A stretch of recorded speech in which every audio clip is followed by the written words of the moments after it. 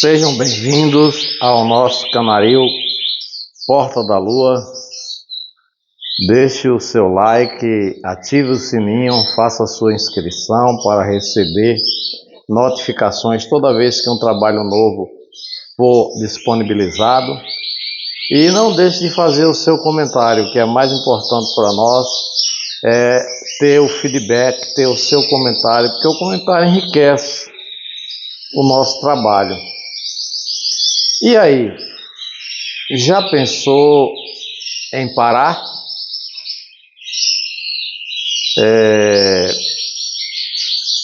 Esse tema é um tema muito interessante,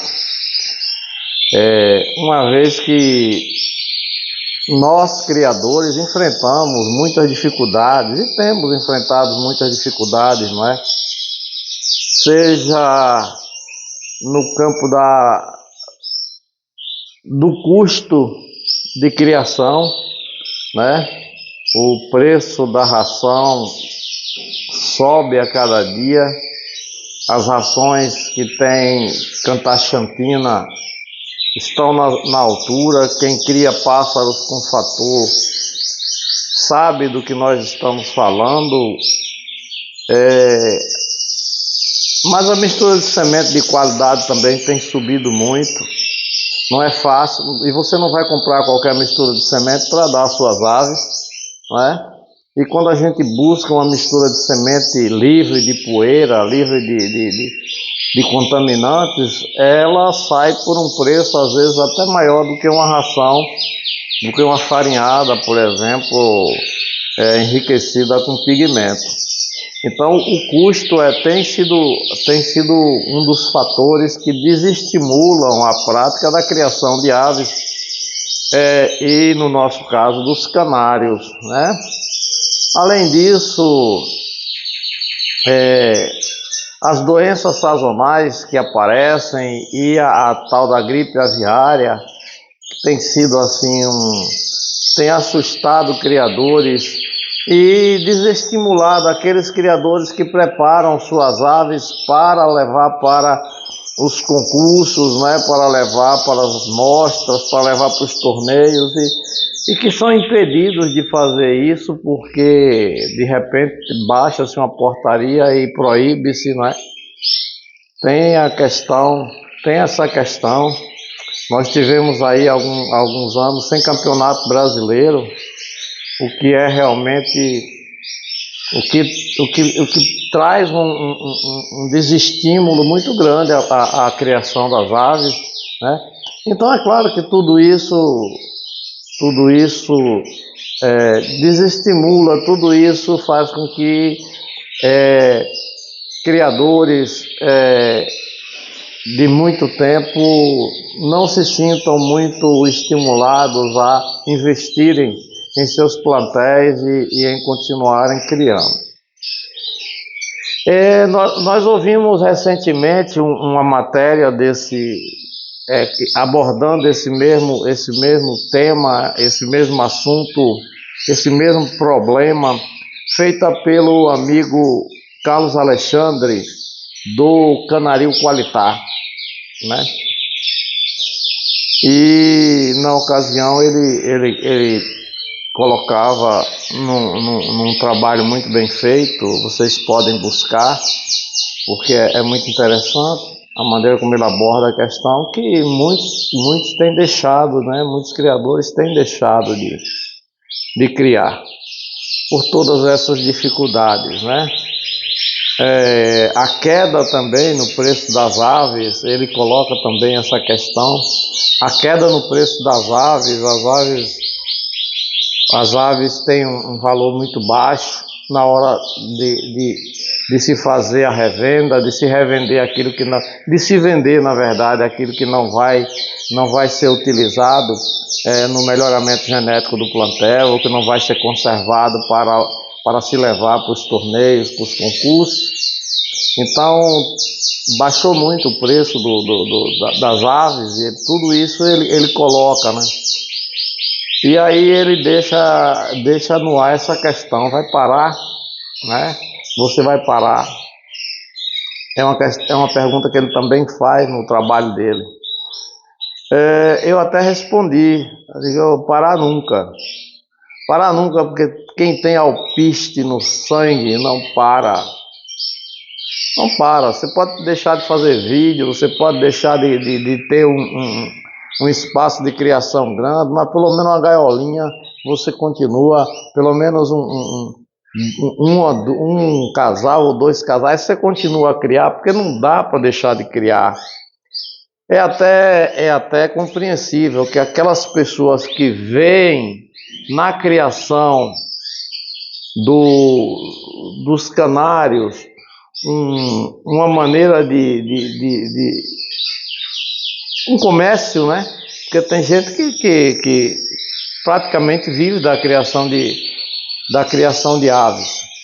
Existem aqueles que se dedicam completamente à reprodução, à criação e à venda das aves, como é o caso do nosso amigo Carlos Alexandre, mas esse do Canaril Gold, também de Minas Gerais, um amigo que nos fornece de vez em quando algumas aves, né?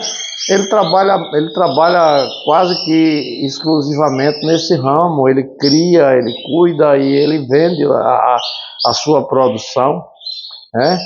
E durante todo o ano ele tem aves disponíveis, né? E então existem muitos criadores nesse perfil, mas existem aqueles outros criadores que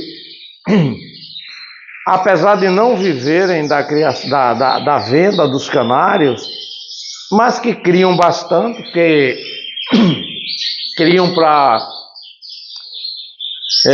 reproduzem para melhoramento genético, reproduzem para apresentar os melhores em concursos, né? E é claro que o excedente vai para a venda, e como já são pessoas bastante conhecidas no mundo da canaricultura, consegue vender a sua filhotada tranquilamente. Então tem um retorno que não é um retorno que gere muito lucro, mas que pelo menos dá para pagar as despesas do canaril. E existe aquele outro perfil, né, daquele criador que paga para criar, que é o nosso caso. Existe aquele perfil do criador que paga para ter esse momento aqui, que para nós do Canaril Porta da Lua é uma terapia, é uma verdadeira terapia. Nós temos 63 anos hoje, nós adquirimos, até por conta da nossa profissão. Eu sou professor há 33 anos, meu nome é Ailson, falo de Queimadas, estado da Bahia, e nós adquirimos algumas doenças ocupacionais, algumas comorbidades por causa da profissão, né? No início nós trabalhávamos de manhã, à tarde, à noite, para poder ter alguma coisa digna para sobreviver. Hoje não mais. Mas essas comorbidades, essas doenças não se resolvem só com remédio de laboratório. É necessário isso aqui, ó.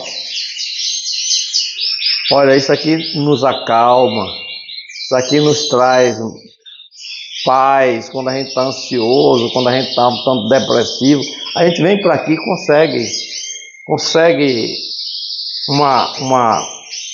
uma dose de otimismo, de força, e a gente sai do canaril um tanto rejuvenescido. O trabalho que a gente realiza com cada uma das aves, a medicação que dá para quem está doente, a alimentação, a água, a limpeza, tanto do espaço da ave quanto do espaço geral do canaril, a responsabilidade que a gente tem que ter, porque a gente tem que estar aqui pelo menos 2 vezes no dia. Nós estamos aqui de manhã cedinho e à tardezinha, né?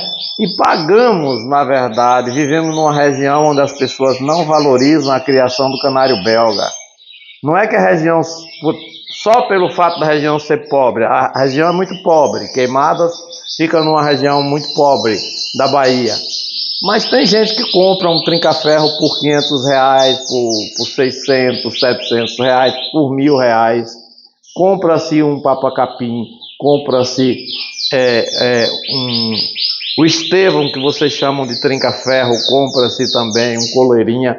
Mas na hora que vai se comprar um canário belga, as pessoas não querem dar R$ 100 num canário belga, começando a cantar, já desembolando o canto.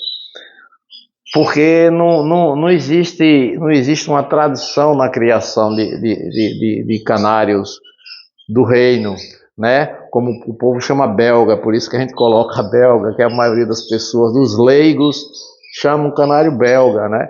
Mas os canários do reino, né? Esses nossos canários, essas mutações dos serinos canários, não é criada aqui na nossa região, então as pessoas não valorizam. Apesar do canto maravilhoso, da cor, das cores, né, diversas, mais de 300 cores no de cor, os de porte, os de canto, mas as pessoas não têm essa visão. Então a gente paga, na verdade, para criar. Nós pagamos quando chega.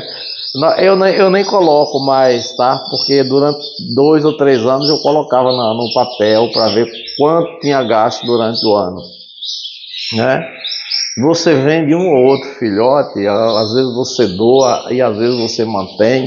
Eu tenho procurado também não acasalar muitos. Tem canários aqui que vão ficar solteiros nessa reprodução, que vai começar no final do mês de maio. Tem canário que vai ficar solteiro, não vou juntar, né? Vou juntar o mínimo possível. Só aqueles mesmos escolhidos é que poderão casar.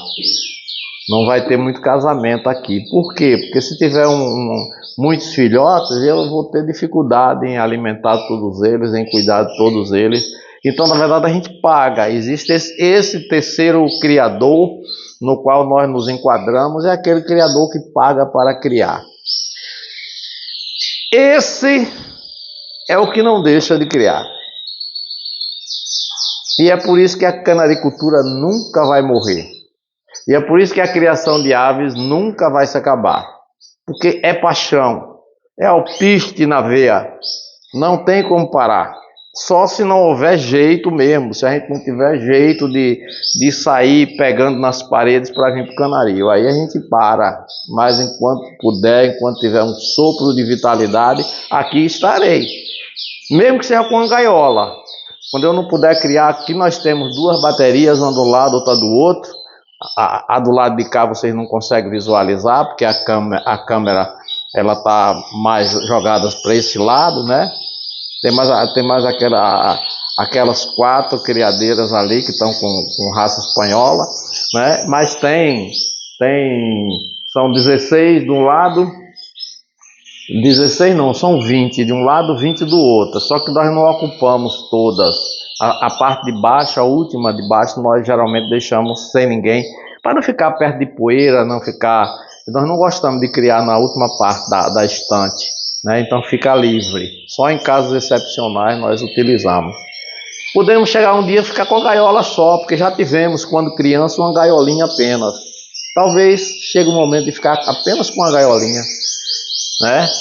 E aí a gente vai até pedir para os familiares da gente, se a gente estiver muito doente, deixa uma gaiolinha com canário, tá? Mas não separe, principalmente do canto deles, né? Então nunca vai acabar. É claro que o primeiro que trabalha, que faz da criação um trabalho, pode parar, porque pode ver que não está tendo mais resultado. O segundo que prepara para concurso, desestimulado pelos constantes cancelamentos de concurso, pelo preço excessivo da ração, da mistura de semente, pode também parar, mas esse que paga para criar, esse não para. E se parar, dá um tempo, mas nunca vai parar definitivamente, porque é como nós dissemos, aliás, a frase não é nossa, nós já pegamos aqui também, de algum amigo criador. É alpiste, que corre um pouco de alpiste na veia de quem cria, então, quem tem paixão pela criação, então não dá para parar. O vídeo é sempre grande porque são só 2 por semana e nós não temos condições de falar pouco de assuntos importantes. Saúde, paz, luz e prosperidade para todos nós.